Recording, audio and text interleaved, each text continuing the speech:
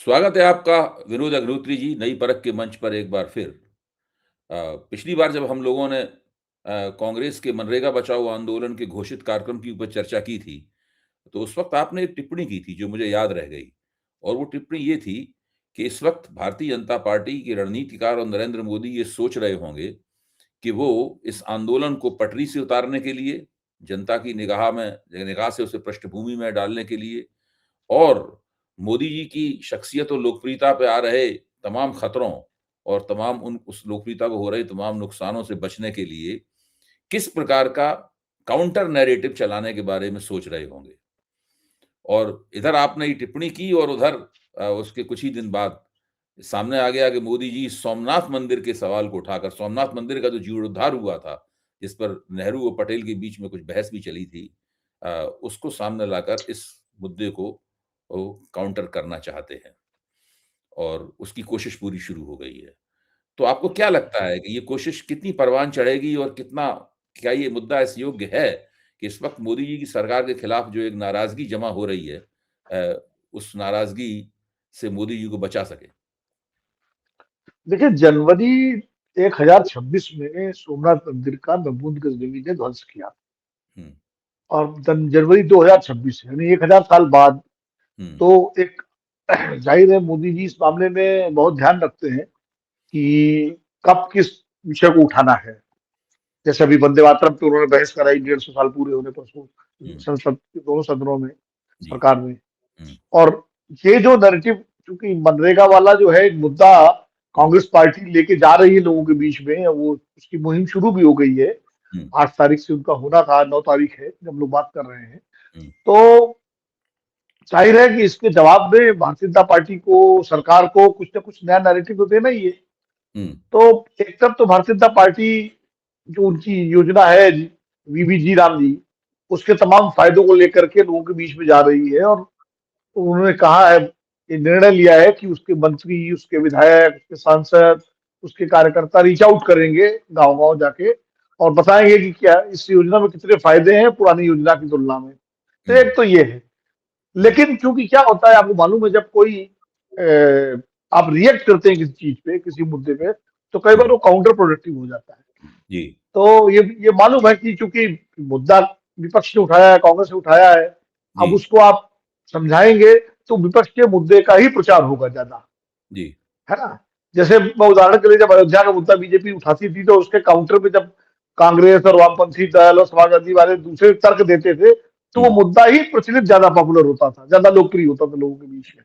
हुँ, तो ये बात भी भाजपा समझती है कि तो एक तरफ तो वो अपना जो नई योजना का बीबी राम जी के फायदे हैं वो तो ले ही जाएगी, जी, लेकिन इस मुद्दे को, इस दोनों योजनाओं के बीच का जो संघर्ष है, जो जिसको विपक्ष बना रहा है, हुँ, इसको किस तरह से सार्वजनिक विमर्श से हुँ, बाहर रखा जाए, हुँ, इसके लिए एक नया नैरेटिव हुँ, सरकार और भारतीय जनता पार्टी को जरूरी लगता है कि कोई न कोई नया नैरेटिव होना चाहिए। और वैसे भी आप देखिए, हमेशा ये पिछले, जब से प्रधानमंत्री नरेंद्र मोदी जी सरकार में आए हैं, वो हुँ, नैरेटिव अपने हिसाब से बदलते रहते हैं हुँ, और फिर पूरा मीडिया, सभी राजनीतिक दल उसी नैरेटिव में उलझ जाते हैं। हुँ, गुजरात में भी उनका एक, उनकी शैली यही थी।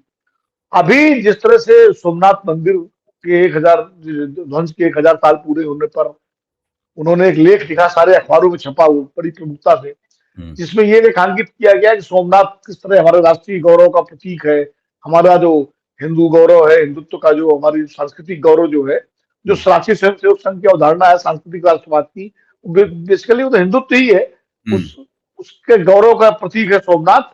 और सोमनाथ को जिस तरह एक विदेशी आक्रांता ने ध्वस्त किया, मंदिर जरूर ध्वस्त हो गया, लेकिन उससे जो हमारा गौरव है वो नहीं ध्वस्त हुआ, बल्कि और उठ के खड़ा हो गया। फिर उसके साथ उन्होंने जोड़ा कि जब इसका पुनर्निर्माण हो रहा था तो कैसे जवाहरलाल नेहरू नहीं चाहते थे कि इसका सरकारी खर्चे पर पुनर्निर्माण हो और सरकार इसमें कहीं से शामिल हो। तो पटेल और उनके बीच में एक बहस भी हुई। बाद में पटेल ने उसको जोर दे करके उस पुनर्निर्माण में सहयोग किया, नेहरू जी उससे दूर रहे। और उसके बाद जब उद्घाटन के समय आया तो पटेल तो, चूंकि तक उनका निधन हो चुका था, तो डॉक्टर राजेंद्र प्रसाद को जाने से नेहरू जी ने रोका, कहा, सलाह दी कि आपको नहीं जाना चाहिए, लेकिन फिर भी वो गए। तो ये सारा नैरेटिव, और इसके बाद ही एक नया पत्र आप देखिए, सोशल मीडिया पे बीजेपी की तरफ से जारी किया गया, जिसमें वो नेहरू जी का पत्र बताया जाता है कि वो उन्होंने सारे सभी दूतावासों को लिखा कि किसी तरह कोई सहायता जो है, कोई फंडिंग सोमनाथ मंदिर के नाम पर न दी जाए। तो ये पूरा एक और सोमनाथ का जो एक उत्सव पर्व भी मनाया जा रहा है। खुद प्रधानमंत्री गुजरात जाएंगे, सोमनाथ मंदिर के दर्शन करेंगे, आजकल में जाने वाले हैं शायद, और वहां पर पूरा एक उत्सव होगा, आयोजन होगा और ये कई दिनों तक चलेगा। तो एक समानांतर कार्यक्रम लिया है और मीडिया उसको दिखाएगा भी। तो ये है कि वो जो मनरेगा वाली लड़ाई है वो सार्वजनिक विमर्श से बाहर रहे, और सोमनाथ का जो उत्सव है, सोमनाथ का जो राष्ट्रीय गौरव उत्सव है, वो सार्वजनिक विमर्श में रहे। ये पूरी योजना है। इसीलिए जो नेहरू जी का पत्र, अच्छा नेहरू जी तो चूंकि लगातार निशाने पर हैं सरकार के और भाजपा के, तो निश्चित रूप से नेहरू जी को सॉफ्ट टारगेट कह लीजिए, कुछ भी कह लीजिए। अब हालांकि नेहरू जी का वो फैसला जो था वो उनका अपने वैचारिक जो उनका था, क्योंकि वो धर्मनिरपेक्षता में विश्वास रखते थे, और उनका तर्क था कि चूंकि संविधान धर्मनिरपेक्ष है, सरकार को धर्मनिरपेक्ष है, भारत एक धर्मनिरपेक्ष गणराज्य है, तो ऐसे में सरकार को किसी भी धार्मिक आयोजन से दूर होना चाहिए। वो चाहे मंदिर हो, चाहे मस्जिद हो, चाहे गुरुद्वारा हो, चाहे चर्च हो, उसमें सरकार को सीधे नहीं होना चाहिए। और यही बात सुप्रीम कोर्ट ने भी जब बाबरी मस्जिद बनाम राम मंदिर का फैसला दिया, राम जन्मभूमि का, तो उसमें सुप्रीम कोर्ट ने इसीलिए सुझाव दिया था अपने फैसले में कि सरकार इसके लिए एक ट्रस्ट बनाए मंदिर निर्माण के लिए। ये नहीं कहा कि सरकार मंदिर का निर्माण करे, ये कहा कि सरकार इसके लिए एक ट्रस्ट बनाए, और उससे जो चंदा इकट्ठा होगा उससे मंदिर का निर्माण होगा। तो वो ट्रस्ट बना और ट्रस्ट के बाद जो है चंदा इकट्ठा हुआ, उससे निर्माण हुआ। तो एक तरह से नेहरू जी की जो बात थी उस समय, उसको सुप्रीम कोर्ट ने भी उसकी तायीद की कि सरकार को सीधे तौर पर किसी धार्मिक स्थल के निर्माण में जनता का, टैक्स पेयर्स का पैसा नहीं देना चाहिए, लगाना चाहिए। तो ये बात थी, लेकिन अब उसको एक हिंदुत्व का मुद्दा बना करके भारतीय जनता पार्टी नए तरीके से लोगों के बीच में ले जाना चाहती है। ये उनकी कोशिश है, ये उनकी तैयारी है। नहीं, आपने बिल्कुल ठीक चिन्हित किया। जवाहरलाल नेहरू सोमनाथ मंदिर के जीर्णोद्धार के खिलाफ नहीं थे, लेकिन जी सोमनाथ मंदिर के सरकारी पैसे से, सरकारी प्रयासों से जीर्णोद्धार के खिलाफ थे। क्योंकि उनका विचार ये था कि धर्म को, राज्य को धर्म से दूर रहना चाहिए। और जैसा कि जवाहरलाल नेहरू के ज़माने से ही था, भारतीय राज्य सभी धर्मों से बराबर की दूरी रखेगा। सर्वधर्म समभाव, सभी धर्मों से बराबर की दूरी के उसूल का पालन करेगा। ये मुख्य तौर पर भारतीय लोकतंत्र, संविधान और जिस चीज़ को हम लोग धर्मनिरपेक्षता या सेकुलरिज़्म कहते हैं, ये दरअसल उसका मूल मंत्र यही है, मूल मंत्र यही जी। है। और भारतीय जनता पार्टी इस मूल मंत्र के खिलाफ है। भारतीय जनता पार्टी कहती है और कि अभय जी, एक चीज और जोड़ दूं इसमें मैं, कि जब ये बात सरदार पटेल ने महात्मा गांधी को बताई, हाँ, तो गांधी जी ने कहा ठीक है मंदिर का निर्माण होना चाहिए, हाँ, लेकिन सरकारी पैसा इस पे नहीं लगेगा। ये महात्मा गांधी ने कहा था हाँ। कि सरकारी खर्चे से नहीं होना चाहिए, और उसी को नेहरू जी ने आगे बढ़ाया था। हुँ। नहीं, बिल्कुल ठीक।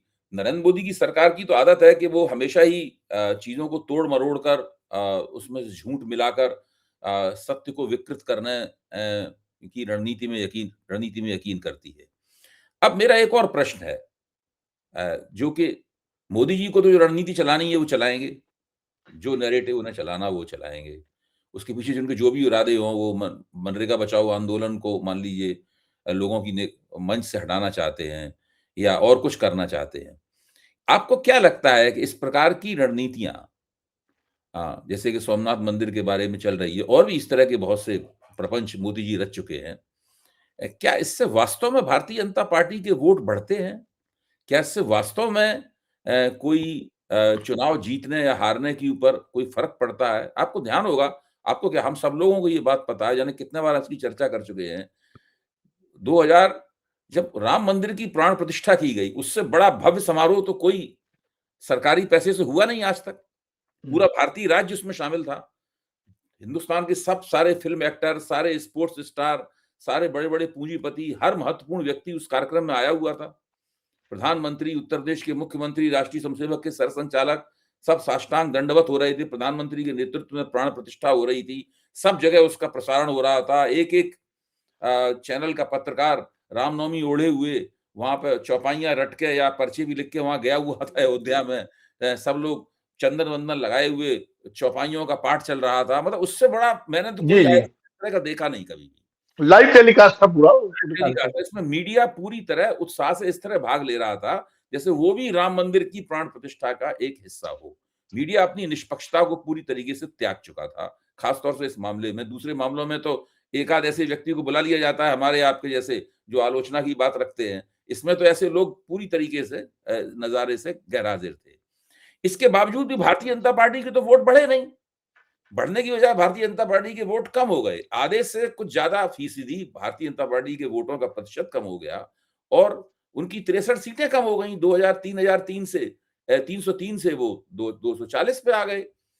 तो राम उससे बड़ा नैरेटिव तो कोई हो नहीं सकता जो राम मंदिर का। उसके पीछे 15 साल के आंदोलन की भावभूमि थी, वो सब था। भारतीय जनता पार्टी का पूरा जो विकास हुआ है, उसका जो मतदान प्रतिशत बढ़ा है, देश की राजनीति में उसका दबदबा बढ़ा है, वो सब उस आंदोलन की देन है। जब वो भारतीय जनता पार्टी को बहुमत खोने से नहीं बचा पाया, तो ये सब सोमनाथ और मंदिर वगैरह से क्या होगा?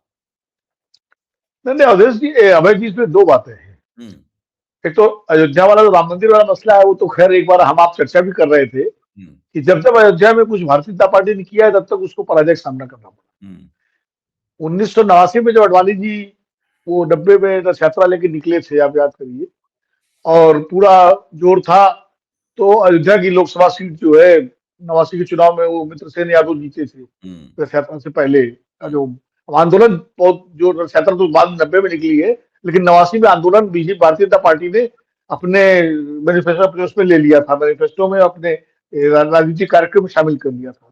और उसके बाद वो भाजपा पूरी खुल करके विश्व हिंदू परिषद के साथ शामिल हुई थी उस आंदोलन में। लेकिन 89 की सीट जो थी वो मित्रसेन यादव जीते, और शायद 91 में कौन जीता था, 91 में शायद विनय कटियार जीत गए थे। हुँ, हुँ, लेकिन 6 दिसंबर 1992 के बाद उत्तर प्रदेश में कल्याण सिंह की सरकार जब बर्खास्त होती है, और उसके बाद अगले साल सरकार बनती है मुलायम सिंह यादव की, हुँ, बहुजन समाज पार्टी के समर्थन से। कौन से मुलायम सिंह यादव, जो गोली चलवाई थी। हुँ, तो उसके बाद फिर अभी आपने उसका जिक्र किया, क्या कहते हैं, राम मंदिर की प्रतिष्ठा का। उसके बाद लोकसभा चुनाव हुआ और अयोध्या की सीट समाजवादी पार्टी जीत गई। हुँ, तो ये तो अयोध्या का मसला है। लेकिन मैं इसमें तो एक चीज ये कहूंगा, देखिए, जो सोमनाथ का नैरेटिव बनाया जा रहा है, वो वोट लेने के लिए नहीं है। हुँ, वोट कंसोलिडेशन तो जो हिंदुत्व का है, वो तो भारतीय जनता पार्टी के पक्ष में है ही। हुँ, जो हिंदुत्व के नाम पर जिसको वोट देना है, उसके सामने दूसरा कोई विकल्प ही नहीं है। वो तो हुँ, भारतीय जनता पार्टी को ही वोट देगा।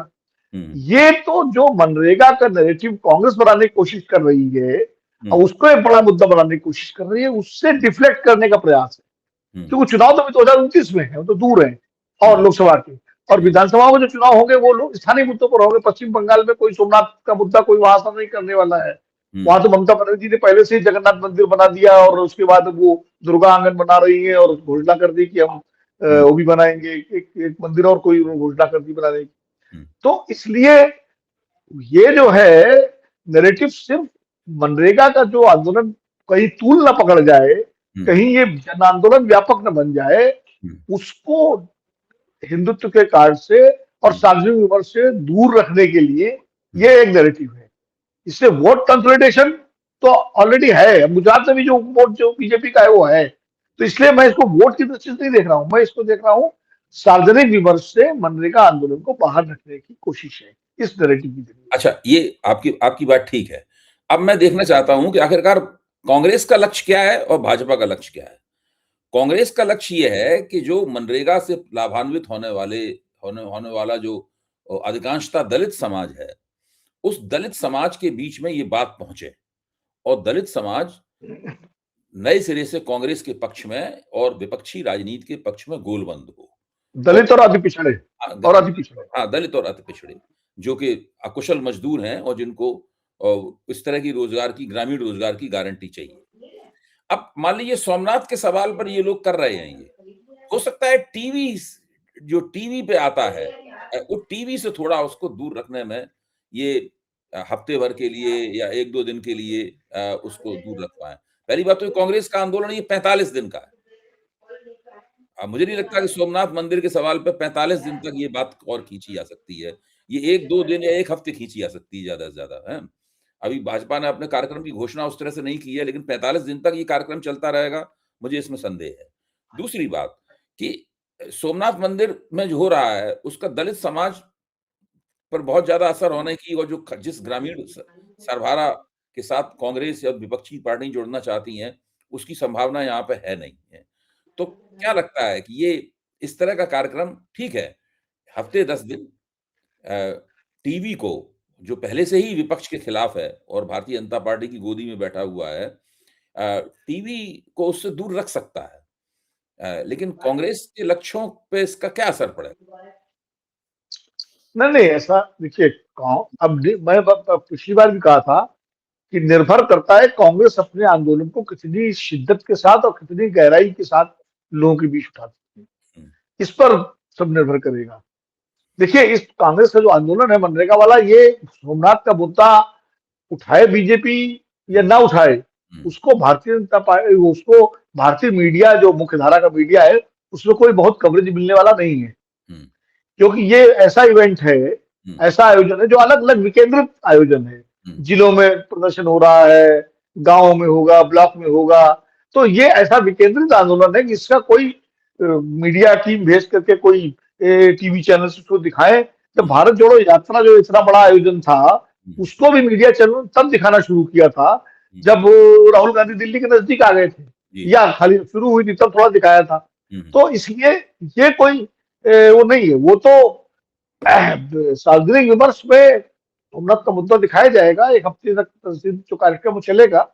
लेकिन कांग्रेस अगर अपने आंदोलन को विकेंद्रित तरीके से ही गांव गांव ले जाने में कामयाब रहती है, गांव गांव ले जाने में, यानी हर गांव में उसके कार्यकर्ता जाते हैं, दोनों योजनाओं के अंतर को समझाते हैं और लोगों की बैठकें करते हैं, धरना करते हैं पंचायत भवन के सामने, जो जो ये कार्यक्रम है कि पंचायत भवन के सामने धरना देंगे, फिर ब्लॉक में जाएंगे, फिर वो तहसील में जाएंगे, फिर जिले में करेंगे।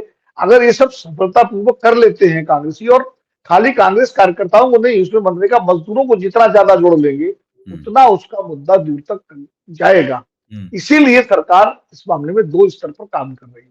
हुँ, पहला तो सोमनाथ वाला नैरेटिव है, तो आप सही कह रहे हैं, हफ्ते 10 दिन बाद ये हो जाएगा पूरा। हुँ, दूसरा, वो जो इस बीबीजी राम जी योजना की जो तमाम जो फर्क है, और जो लगता है सरकार को उसने बहुत कुछ बदलाव कर दिया है इस योजना में और बड़ी हितकारी योजना बना दी है, हुँ, उसका प्रचार।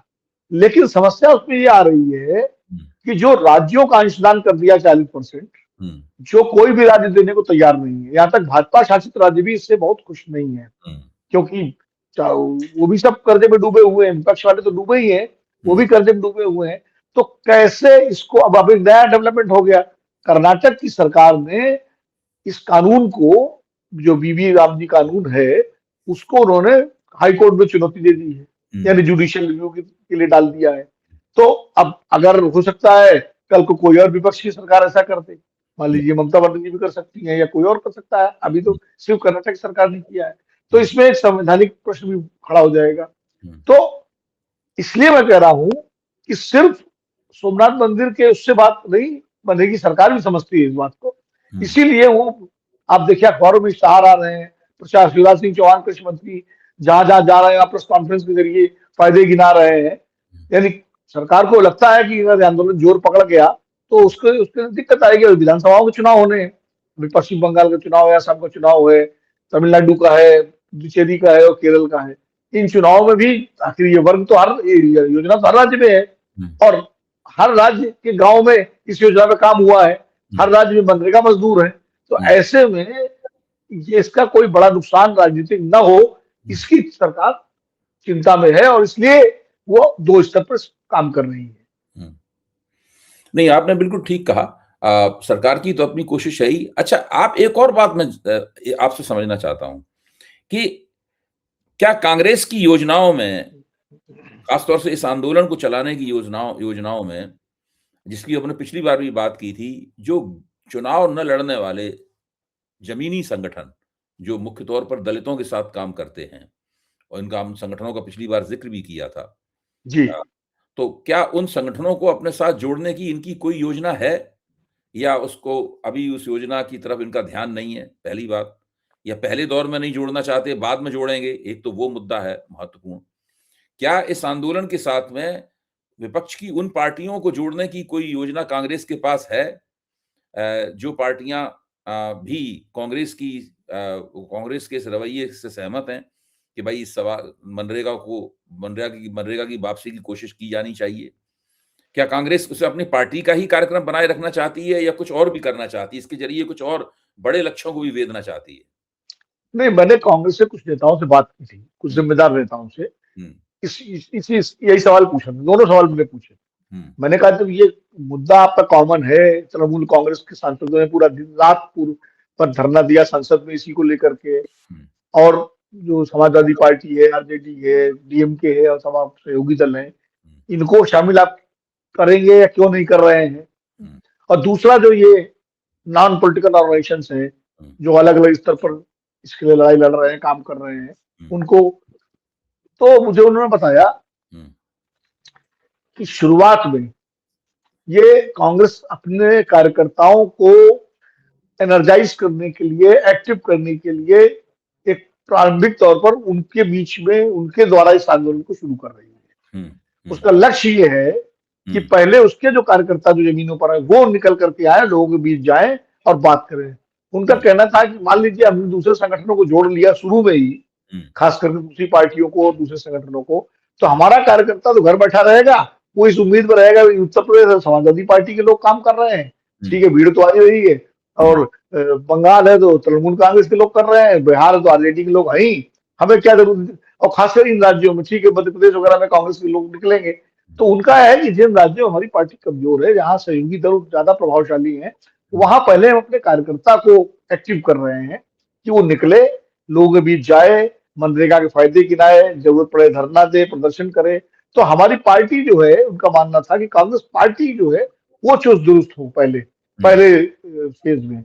और उनका कहना था कि उसके साथ हुँ, जो नॉन पॉलिटिकल ऑर्गेनाइजेशंस जो हुँ, ऑलरेडी काम कर रहे हैं दलितों के बीच में या पिछड़ों के बीच में, उनके हक हकूक के लिए लड़ाई लड़ रहे हैं, हुँ, आदिवासियों के बीच में, उनसे भी संपर्क किया जा रहा है, उनको भी हम जोड़ेंगे। जब तो आंदोलन थोड़ा और व्यापक होगा तो उनको भी जोड़ेंगे। और इसके अलावा जो जिलों में जो एक्टिविस्ट हैं, खासकर सामाजिक कार्यकर्ता हैं, जो भले कांग्रेस पार्टी में ना शामिल ना हो, हुँ, तमाम शिक्षक हैं, वकील हैं, इस तरह के लोग जो इन मुद्दों पर जागरूक हैं और काम करते हैं, तो उनको भी जोड़ा जाएगा। हुँ, और विपक्षी दलों के बारे में कहना था कि हुँ, अगले उसमें जब इसको हम ज्यादा जैसे रैली करनी है, जनसभाएं करनी है, जब उसमें, तब उसके आगे विपक्षी दलों को भी जो आना चाहेंगे उनको उनको हम उनसे बात करके हुँ। उनको जोड़ेंगे।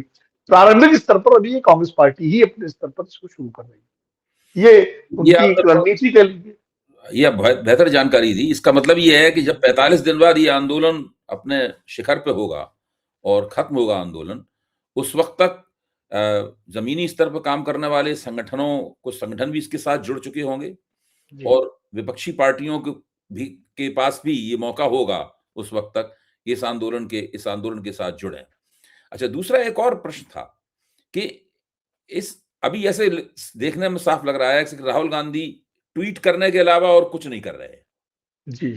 ट्वीट कर रहे हैं, उनके ट्वीट सार्थक हो रहे हैं, ऐसी बात नहीं है। वो ट्वीट करते उसे लगता है उनकी राजनीति की नब्ज़ पे उनकी उँगलियाँ हैं।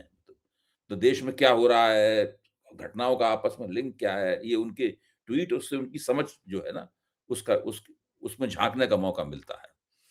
लेकिन उस तरह की राजनीतिक सक्रियता नहीं है, जिस तरह की राजनीतिक सक्रियता की हम लोग हमेशा उनसे अपेक्षा करते हैं। अब जैसे कि ये जो आंदोलन होगा, तो इस आंदोलन में राहुल गांधी हैं, प्रियंका गांधी हैं, मल्लिकार्जुन खड़गे हैं, राज्यों की जो कमेटियाँ हैं, उनके अध्यक्ष हैं और अ, कांग्रेस के महासचिव हैं।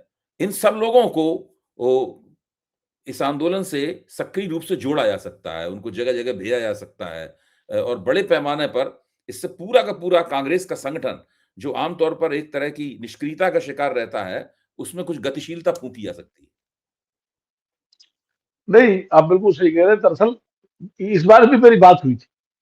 हुँ, मैंने इस बारे में भी बात की। मैंने कहा भाई ये राहुल गांधी और ये बड़े नेता जो है, इनकी क्या भूमिका होगी इस आंदोलन में और कैसे। तो उन्होंने कहा देखिए, 2 चीजें हैं। हुँ, ऐसा नहीं है कि ये लोग अपने इस आंदोलन से दूर रहेंगे, ये भी रहेंगे इस आंदोलन में, लेकिन सब कुछ राहुल गांधी करें, सब कुछ प्रियंका करें, सब कुछ खड़गे जी करें, हम इस चीज से को थोड़ा बदलना चाहते हैं। हुँ। क्योंकि होता क्या है कि जब राहुल गांधी या बड़े नेता चले जाते हैं तो पार्टी के लोग उनके आगे पीछे घूम करके और अपने कर्तव्य की तीसरी मान लेते हैं कि राहुल जी आ गए हो गया, या प्रियंका जी आ गई। हुँ। बोले इससे थोड़ा सा राहुल जी का खुद कहना है कि भाई सब कुछ एक व्यक्ति पर निर्भर मत करिए, पहले पहले स्तर पर, जिला स्तर पर और ग्राम स्तर पर जो योजना है उसको स्थानीय स्तर के कार्यकर्ता और नेता चलाएं संगठन, और प्रदेश के नेता इसमें अपनी अग्रणी भूमिका निभाएं। क्योंकि उनका कहना था, मानना है राहुल गांधी का और कांग्रेस पार्टी का, कि जब तक प्रदेश के नेता और हर प्रदेश में उनके नेता सक्रिय नहीं होंगे, एक दो बड़े चेहरे वहां दिखाई पड़े, लोगों के बीच में जाए, पहचान बने, जी, तब तक उन राज्यों में कांग्रेस की वापसी आसान नहीं है। तो जी। जमीन पर संगठन के हुँ, कार्यकर्ता काम करें हुँ, और उसको गति दें हुँ, प्रांतीय नेता, प्रदेश के नेता। हुँ, जैसे मान लीजिए मध्य प्रदेश है तो जीतू पटवारी की हुँ, पहल करें, प्रदेश अध्यक्ष हैं। उत्तर प्रदेश में अजय राय इसकी पहल करें, और जो स्थानीय नेता है, तो उनका कहना था इससे तो हमारे जो क्षेत्रीय नेता हैं प्रदेश के, उनकी भी पहचान लोगों के बीच में बनेगी, उनका नेतृत्व विकसित होगा, और फिर जब ये आंदोलन आगे बढ़ेगा और जब लोग निकलेंगे और राज्य स्तर पर मुख्यालयों में और दिल्ली केंद्रीय रैलियां और जनसभाएं होंगी, हुँ। तब बड़े नेता उसमें जाके शिरकत करेंगे। राहुल गांधी भी जाएंगे, प्रियंका जी भी जाएंगी, खड़गे जी भी जाएंगे, और जो बड़े नेता है सचिन पायलट और ये सारे लोग जो है वो भी जाएंगे। लेकिन पहले फेज में अभी पूरी तरह से स्थानीय स्तर की कार्रवाई रहेगी। बहुत-बहुत धन्यवाद विनोद जी। आपने इस पूरे आंदोलन, बीजेपी का नैरेटिव, उन दोनों के बीच का जो अंतर्विरोध है और उन दोनों के बीच का संबंध है और कांग्रेस की जो पहलकदमी है, कांग्रेस के संगठन की जो ज़रूरतें हैं और भारतीय जनता पार्टी के जो मंसूबे हैं उनको स्पष्ट करने में नई परख के दर्शकों के लिए मैं समझता हूँ कि नई परख के दर्शकों को इससे इस राजनीति के पहलू को समझने में काफ़ी मदद मिलेगी। धन्यवाद। हम लोग इस घटनाक्रम पर अपनी निगाह रखेंगे और जी। आगे इस जैसे-जैसे ये आंदोलन आगे बढ़ेगा, हम लोग इसके ऊपर चर्चा करेंगे। धन्यवाद विनोद जी। जी, नमस्कार। नमस्कार।